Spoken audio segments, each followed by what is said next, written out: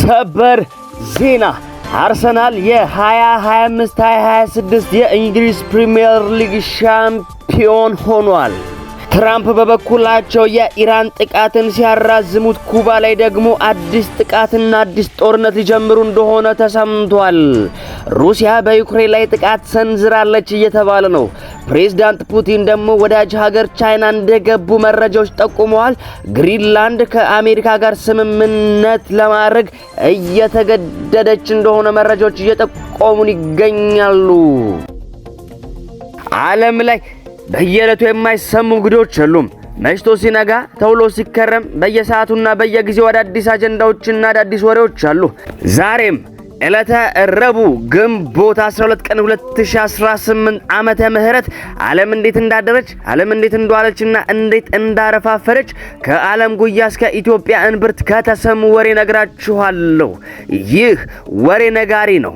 ከዓለም ላይ እንዲሁም ደግሞ ከሀገር ቤት ውስጥ የተመራረጡ ወሬዎችን እየቀነጣጠበ ለእናንተ ያደርስላችኋል።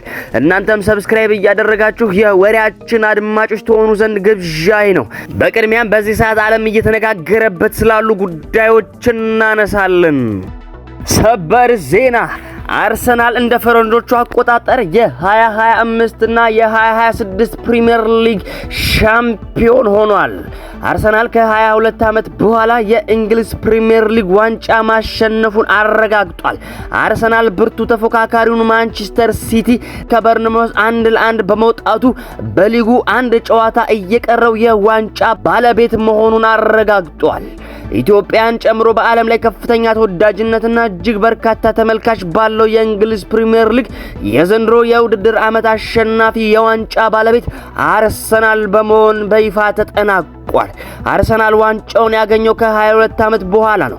በአሰልጣኝ ሚካኤል አርቴታ መሪነት ላለፉት ዓመታት የተገነባው ስብስብ በዘንድሮ ውድድር ዓመት በሜዳውም ሆነ ከሜዳው ውጪ ባደረጋቸው ወሳኝ ጨዋታዎች ያስመዘገበው ውጤት ለዚህ ታሪካዊ ስኬት አብቅቶታል። ቡድኑ ከዚህ ስኬት ተጨማሪ የአውሮፓ ሻምፒዮንስ ሊግ ፍጻሜ ደግሞ ተፋላሚ እንደሆነ የሚዘነጋ አይደለም። ለመላው የአርሰናል ደጋፊዎች እንኳን ደስ አላችሁ። የ2025-26 የእንግሊዝ ፕሪሚየር ሊግ ሻምፒዮን አርሰናል በመሆን ተጠናቋል። ሌላው ሰበር ዜና ደግሞ ትራምፕ የኢራንን ጥቃት አራዝመውታል። የአሜሪካው ካቦ ዶናልድ ትራምፕ ለትላንትና ማክሰኞ ግንቦት 11 2018 ዓመተ ምህረት በኢራን ላይ ጥቃት ለመፈጸም እቅድ ተይዞ የነበረ ቢሆንም ኳታር፣ የተባበሩት አረብ ኤሚሬትስና ሳውዲ አረቢያ ጥቃቱን እንዲዘገይ ጥያቄ በማቅረባቸው የጥቃቱ ጊዜ ላልተወሰነ ጊዜ መራዘሙን ትራምፕ በይፋ ታውቀዋል። ትራምፕ ወታደራዊ መሪዎቻቸው ደግሞ ዝግጁ ሆነው እንዲጠብቁ ማያይዘው ገልጸዋል። ትራምፕ ይህንን የኢራን ጥቃት ቢያቆሙትም ደግሞ በወዲያ ኩባ ላይ ጥቃት ሊጀምሩ እንዲሁም ጦርነት ሊከፍቱ እንደሆነ እየተደመጠ ይገኛል። ትራምፕ በኩባ ላይ ጦርነት ለመጀመር እያሰቡ መሆኑን ፖለቲኮ ዘግቧል። ትራምፕና አማካሪዎቻቸው በኩባ ላይ እየተደረገ ያለው ጫና ባለመስራቱ እንደተበሳጩና ወታደራዊ አማራጮችን ለመጠቀም እያጤኑ መሆኑን ዘገባው ጠቅሷል። አሜሪካ ጦርነት ከጀመረች ኩባ እፋለማታለሁም ብላለች። ወደ ሩቅ ምስራቅ የተቀሰቀሰው ጦርነት ደግሞ በሩሲያና በዩክሬን መካከል እስከዛሬ ማርገቢያ እንዲሁም መፍትሄ ያላገኘለት ጦርነት አሁን ደግሞ ሩሲያ በዩክሬን የወደብ መሰረተ ልማት ላይ ጥቃት እንደሰነዘረች መረጃዎች ወጥተዋል። ሩሲያ ቁልፍ የሰብል ኤክስፖርት ማዕከል በሆነችው የዩክሬን ዳኑብ ወንዝ የወደብ ከተማ ኢዝማይል ላይ በሰነዘረችው የድሮን ጥቃት የወደብ መሰረተ ልማቶች ላይ ጉዳት አድርሳለች። የዩክሬን የአየር መከላከያ አብዛኞቹ ድሮኖች ቢያከሽፍም በአንድ ህንፃ ላይ የእሳት አደጋ መከሰቱ የተገለጸ ሲሆን በካርኪቭ ከተማም በተሰነዘረ ተመሳሳይ ጥቃት የመኖሪያ ህንፃዎች ተጎድተዋል። በሌላ በኩል የሩሲያ ባለስልጣናት ወደ ዋና ከተማቸው ሞስኮ ያመሩ የነበሩት 4 የዩክሬን ድሮኖችን መትተው መጣላቸውን አስታውቀዋል። ይህ የአጸፋ ጥቃት የተፈጸመው ሁለቱ ሀገራት በቅርቡ የተደረሰውን ጊዜያዊ የተኩስ አቁም ስምምነት እርስ በእርስ በመጣስ ከተወቃቀሱና ጣት ከተቀሳሰሩ በኋላ ነው። በተያያዘም የሩሲያ መከላከያ ሚኒስቴር ከ64000 በላይ ወታደሮች የሚሳተፉበት የኒኩሌር ጦር ኃይል ዝግጁነት ልምምድ መጀመሩን ይፋ አድርገዋል። አሜሪካ በአይነ ቁራኛ የምትመለከታት ግሪንላንድ ከአሜሪካ ጋር ስምምነት ላይ ለመድረስ መገደዷን ጠቅላይ ሚኒስትሩ አስታውቀዋል። የግሪንላንድ ጠቅላይ ሚኒስትር ጄንስ ፍሬድሪክ ኔልሰን የፕሬዝዳንት ዶናልድ ትራምፕን ደሴቷን የመቆጣጠር ፍላጎት ተከትሎ የተፈጠረውን ውጥረት ለመፍታት ሀገራቸው ከአሜሪካ ጋር ስምምነት ላይ ለመድረስ መገደዷን ገልጸዋል።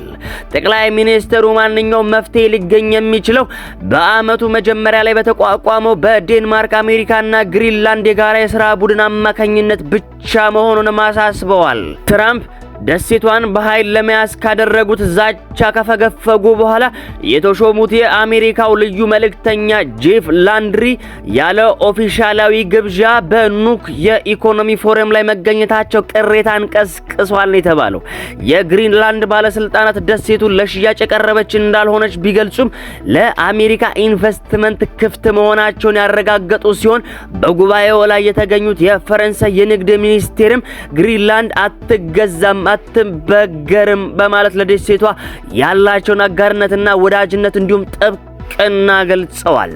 የታላቂቷ ሀገር የሩሲያ ፕሬዝዳንት ቭላዲሚር ፑቲን በትላንትናው ዕለት ቤጂንግ ከትመዋል። ፑቲን ቤጂንግ ሲደርሱ በቻይና የውጭ ጉዳይ ሚኒስተር አቀባበል ተደርጎላቸዋል። ግንቦት 12 ፑቲንና ዢ ጂንፒንግ በመጀመሪያ በጥቂት ቡድን በመቀጠልም የሀገራቱ ልዑካን ቡድን አባላት በሚሳተፉበት ሰፊ ስብሰባ ላይ ውይይት ያደርጋሉ ተብሎ ይጠበቃል። በተጨማሪም የሩሲያና የቻይና መሪዎች የሚሳተፉበት የሻይ ስነ ስርዓት አቀባበል ተዘጋጅቷል ነው የተባለው። ውድ አድማጮቼ ዓለም እንግዲህ እንደዚህ አድራለች። ዓለም እንግዲህ እንደዚህ አረፋፍዳለች፣ እንዲህም ውላለች። ይህ ወሬ ነጋሪ ነው። ከዓለም ላይ እንዲሁም ከሀገር ቤት ውስጥ ያገኘናቸው መረጃዎች እየሰበሰበን ለእናንተ እናደርሳለን። እናንተም ወሬ ነጋሪ የተሰኘውን ዩቲዩብ ቻናላችንን ሰብስክራይብ እያደረጋችሁ የወሬያችን አድማጮች ትሆኑ ዘንድ እጋብዛችኋለሁ። ለዛሬው ለዕለተ ረቡዕ ግንቦት 12 ቀን 2018 ዓመተ ምህረት የነበረን የወሬ ነጋሪ ወሬያችን ይህንን ይመስላል። በሰላም ዋሉ፣ በሰላም አምሹ፣ በሰላም እደሩ። ጤና ይስጥልኝ።